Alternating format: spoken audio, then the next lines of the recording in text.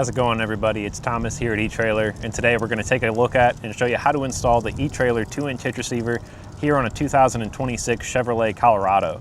The Colorado is a really popular mid-sized truck, especially for small business owners and contractors out there across the country. And if you're not looking close enough when you're at the dealership, you might see the two factory safety chain tabs hanging down underneath and think, yeah, it's got a hitch, I'm ready to go. And when you get to your work trailer or your trailer for just going out on a small adventure with the family and kids on a weekend with your small camper, you might not realize that you didn't have a spot to put your ball mount and now you're out of luck. But that's where the eTrailer 2-inch hitch receiver comes into play, because it's going to give you that 2-inch hitch receiver, which is going to be compatible with most accessories and ball mounts out there, especially the ones that you probably already have. And it's going to give you everything you need to get ready to tow any kind of accessory or a small trailer. The first thing you might notice or might not notice is actually going to be the matte black finish on here. A lot of the hitches that are out there that you can get for your Colorado aren't going to have a matte finish. I think this blends in really well, especially with all the plastics been to the bumper and especially around some of the trim. It just blends right in. And now, like I said before, it is going to have this 2-inch by 2-inch receiver tube opening, which is going to be perfect for most ball mounts out there. And then it will have a 5/8 pin and clip hole for securing those ball mounts or other accessories.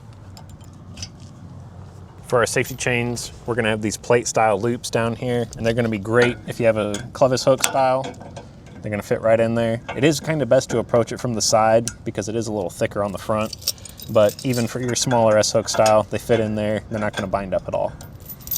Now, as you're gearing up and getting ready to figure out exactly what your Colorado is going to be able to do for you, the eTrailer hitch is going to help it handle an 8,000-pound trailer. That's going to be the weight of the trailer plus everything loaded on it, as well as an 800-pound tongue weight rating, which is going to be more than enough for any cargo carrier or up to a 4-bike bike rack fully loaded.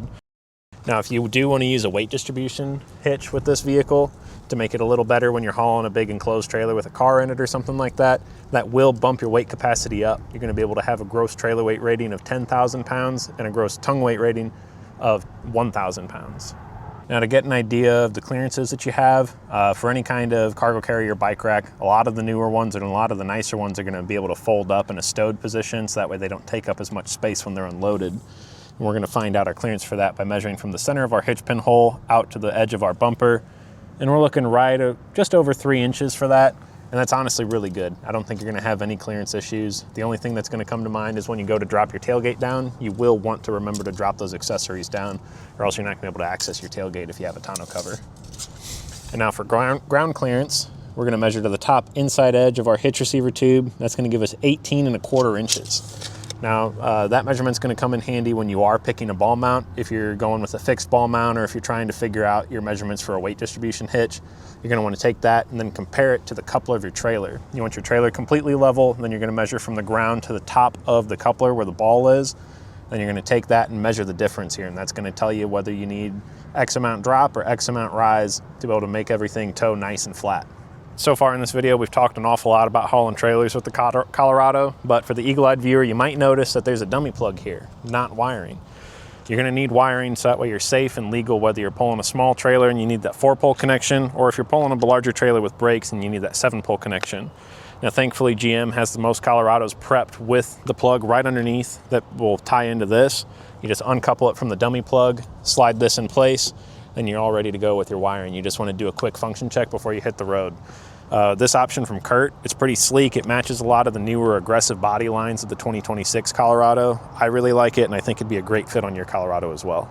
If you scrub along through the rest of the video and kind of check out the installation and you think, man, that might not be for me, maybe it's a little too much, you don't have the tools, or you don't want to take the time to go out and find and get everything all set up and then try and tackle it and then find out you need something else, run out halfway through the job, you can use our dealer locator and find a professional in your area that can get it all done and knocked out for you, so that way your Colorado is ready for your next job or your next trip. And the nice thing about that is the dealer locator can not just install your hitch, they can also do your wiring, they can do your weight distribution setup. So if you need that full package, you can just punch in your zip code, find a shop, give them a phone call and set it all up. That way your truck is ready for your job or trip. Now, with all that being said, follow along and let's get to the installation. First things first for our installation is we need to get ourselves room to work underneath the vehicle, and to do that we're going to remove the spare tire. Now, to access the mechanism for lowering it down, this is plastic panel right here on the bumper. Now we can grab the spare tire removal tool. There's going to be a kit in your vehicle for roadside emergency, and you can use the tool from in there. We have this different set of rods from around the shop for removing the spare tires off of different vehicles, so we're just going to use this. And we're going to lower it down. Now we need to remove our electrical connections to free up the bumper. And to do that, there's these two connections right here on the driver's side frame rail. This one's just a round style connector, so we'll wedge up on this locking tab, and then it pops right out. And for this one, it's more of a traditional automotive connector where it's got the locking tab, you press in on the middle, and we can jostle it free. Depending on the condition or age of the vehicle, these can kind of get bound up with dirt and debris, so they can be a little tricky to get undone at times. It kind of helps to push in, then shove it on your tab, and then wiggle it loose. Okay, now we have two more in the middle just behind the license plate. It's another of that round style connector, and then another locking tab one. But push up on that, pop it out.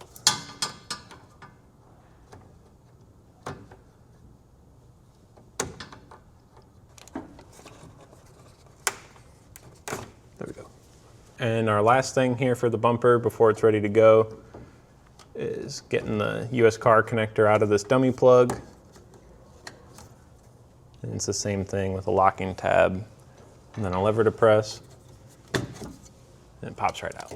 Now for this US car connector, you might have a dummy plug like we do, or you might have the real thing. Either way, it's going to work exactly the same with the release tab. Press in on the lever and then pop it right out. With all the connections, with all the connectors out of the way for the electrical, we can now focus on the hardware itself. And we have this bracket here that protects the spare tire. And we're gonna knock this end loose, but we're not gonna take it off all the way.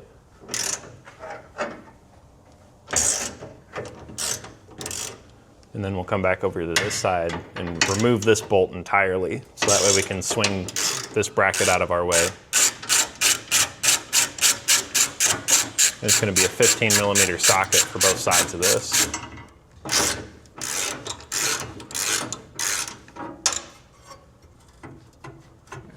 There we go. Next step is going to be removing the bumper. And to do that, there's two bolts on the outside of each frame rail. Those are going to be 21mm. And then there's going to be a nut on the end plate of each side of the frame rail as well. But we're going to start with our two side bolts. Now these are going to be torqued on there pretty good because this is securing the bumper to the vehicle. So a 1/2-inch wrench is probably going to be the way to do it. Just to bust it loose, and then you can come back in with an electric ratchet later to zip these out. All right, so these are tightened in there pretty good. So you'll be cranking at it for a while by hand before you get to a point where the electric ratchet will do it. But once you get there, just zip it right out and continue that with the second one here, and then the two on the other side on the outside of the frame as well. For this next step, you're going to need an extra set of hands. I have Daniel here. For you at home, you can grab your neighbor and maybe a couple of beverages for convincing. We have two more nuts on the underside of here to remove before this bumper is ready to come off, but Daniel's job is going to be to catch this, cradle it, and get it down out of the way safely without damaging it. On the outside of each frame rail, there's going to be these two nuts holding this on. They're 15mm, so grab a 15mm socket, and we can zip those off.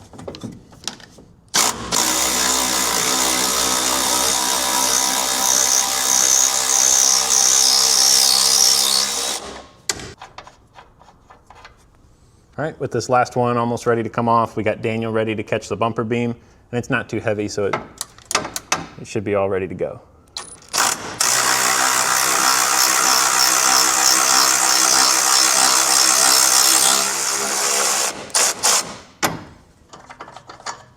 Now, we can pull the bumper beam up and out of the way.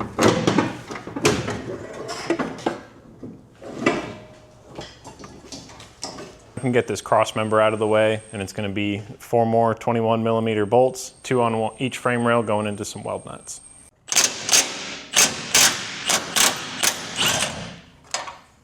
All right, you can grab your extra set of hands again to get this down, but if they ran off on you, that's all right, it's not too heavy. You can get this last bolt out.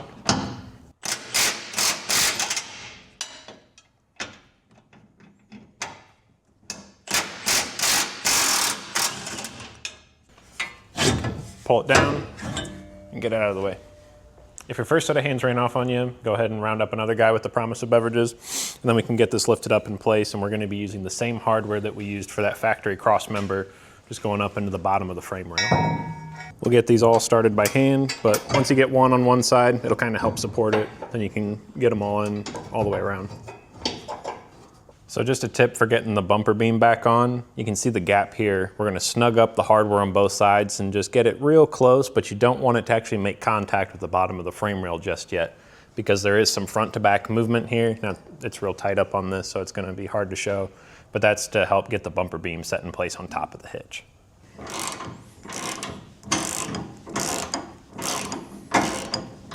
Get this lifted back up over the top and get those two studs for the 15mm nuts lined up.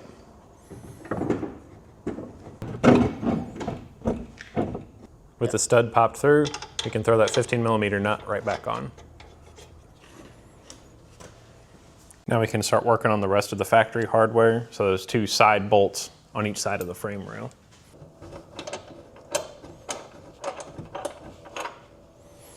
With all of our factory hardware back in place, we can go around and start snugging stuff up. I'm gonna do the side ones first and then come back and do the ones for the hitch receiver. I'm gonna start out with this electric ratchet, just try and save some extra turning on the wrench, but with the thread locker on these bolts and then the torque spec we gotta come back for later, you're gonna be turning and pushing pretty hard, so take it where you can.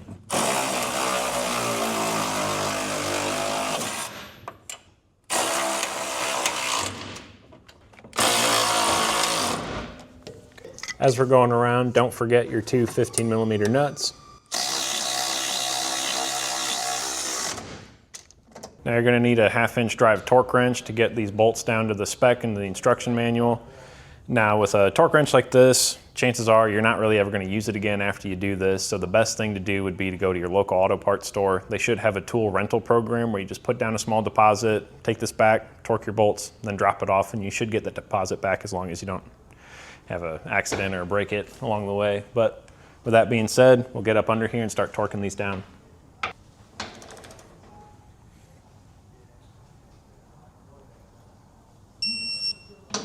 One more step putting all this back together is our spare tire bracket. That's gonna come back over here. And we actually have new hardware from our kit for this one. So we're gonna have a small carriage bolt that's gonna drop down through the slotted square side on the hitch receiver. Then we're gonna have a serrated flange nut that goes on underneath on the spare tire bracket side. One thing that kind of helps with carriage bolts is to apply a little bit of side pressure just to keep them from popping back up. Because as you're spinning this and you push up, the square head might pop out and then it'll just spin around on you instead of tightening up like it should. So now we can come back and snug that up.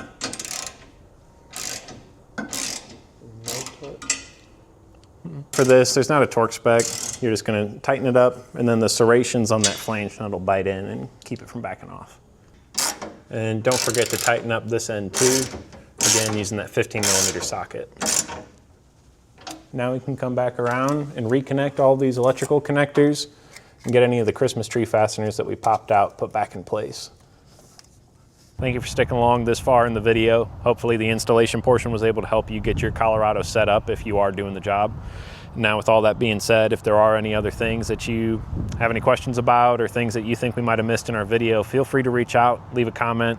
We have a team of experts ready and waiting to answer any of all those questions and get back to you. And any kind of feedback you have for our videos helps us make them better for the next time, so that way neighbors like you are equipped with everything they need to get the job done. I'm Thomas, thanks for watching.